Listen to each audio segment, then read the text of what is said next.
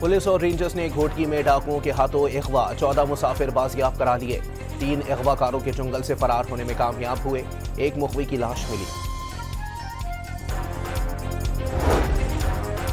वजीर आला बिहार के हाथों मुसलमान खातून डॉक्टर का नकाब खींचने पर शदीद रद्द-ए-अमल। एमनेस्टी इंटरनेशनल ने जवाबदही का मुतालबा कर दिया। भारत में अक़लियती ख़वातीन के तहफ़्फ़ुज़ पर सवालात उठ गए।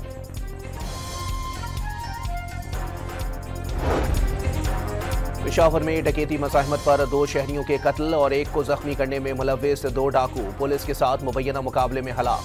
2 साथी फरार होने में कामयाब हो गए।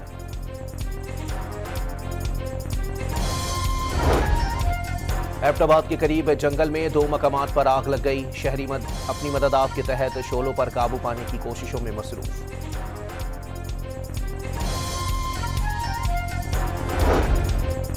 कस्टम्स इन्फोर्समेंट कोयटा की कार्रवाइयां 1 अरब 38 करोड़ रुपए मालियत की मनशियात, स्मगलशुदा सामान और गाड़ियां जब्त कर ली गईं। और मुल्क के मैदानी इलाकों में धुंध का राज, हद निगाह कम होने पर मोटरवे को मुख्तलिफ मकामात पर ट्रैफिक के लिए बंद कर दिया गया।